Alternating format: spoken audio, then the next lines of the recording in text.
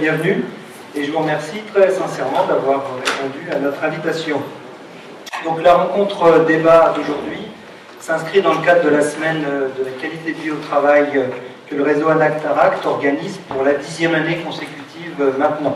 Chaque année, un thème national est choisi et le thème retenu cette année portait sur les démarches qualité de vie au travail. Il nous a semblé particulièrement important de relayer en région ce thème et commencer à poser des premiers points de repère sur un aspect ou sur une démarche ou sur un thème qui, de notre point de vue, est appelé à se développer à court et à moyen terme. Alors pourquoi cette hypothèse de développement? Pour trois raisons principalement.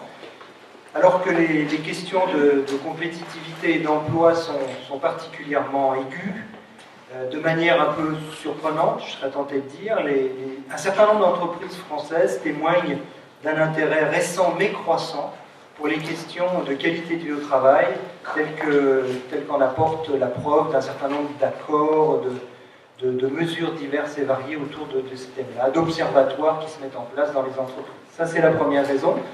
La deuxième raison, c'est que les partenaires sociaux au plan national ont engagé une négociation sur ce thème, dont la date butoir approche.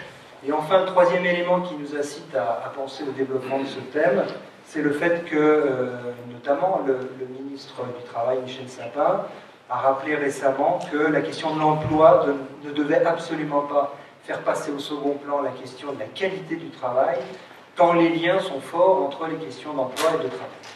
Voilà, donc trois éléments qui nous incitent à poser cette hypothèse d'un développement du sujet, d'où l'importance de commencer à en discuter et à poser un certain nombre de points de repère. Alors qu'est-ce donc que cette notion de qualité de vie au travail?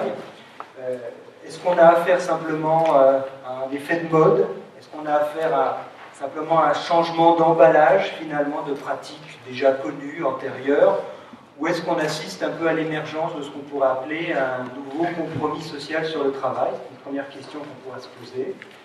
Renvoie-t-elle à des sujets, cette qualité de vie au travail, renvoie-t-elle à des sujets un peu périphériques, de confort, accessoires? Ou est-ce qu'on a vraiment affaire à des changements assez profonds et réels du sens, du contenu, de l'organisation du travail? Est-ce que c'est un thème un peu valise, fourre-tout, hétéroclite?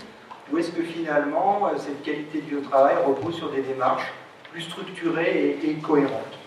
Alors, autant de questions auxquelles nous n'apporterons pas aujourd'hui de réponse définitive et totale, mais on va essayer de vous apporter un certain nombre d'éclairages.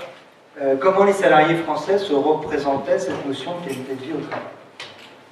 Donc, c'est un sondage qui a été réalisé auprès de 1001 salariés actifs, en activité, sous forme d'un sondage en ligne. Alors, on y trouve des aspects très concrets, voire matériels, en termes de moyens, d'horaires, de salaire, d'organisation du travail.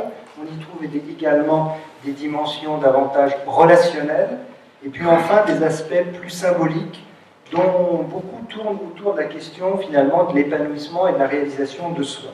Et vous voyez d'ailleurs que les résultats les plus marquants, ce qui semble être le plus déterminant pour les salariés, ce sont les chiffres entourés des petits ronds. Donc c'est l'épanouissement dans le travail, la conciliation vie personnelle professionnelle, la reconnaissance.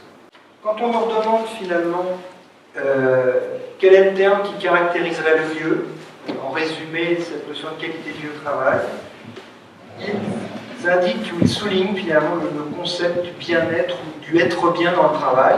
Autre élément intéressant, c'est de montrer que finalement, une bonne qualité de vie au travail, ça profite à tout le monde a y gagner dans l'entreprise. Vous voyez que le résultat est sans appel, 87% des salariés considèrent qu'une bonne qualité de vie au travail est autant utile ou importante ou bénéfique pour les salariés que pour les entreprises elles-mêmes. Sur une échelle de 1 à 10, les salariés interrogés finalement donnent tout juste la moyenne. Vous voyez qu'on est à 6,1 sur 10. Donc on a une bonne marge de progrès en la matière.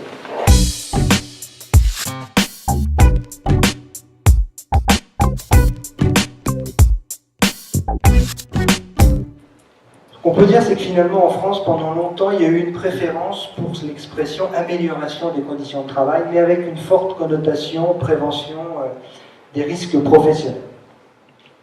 Se dire qu'il y a peut-être, dans cette approche par la qualité de vie au travail, une manière différente de promouvoir le travail comme facteur de développement individuel, puisqu'on sait bien que le travail peut comporter à la fois des conséquences négatives pour les salariés, mais qu'il est aussi facteur de construction personnelle.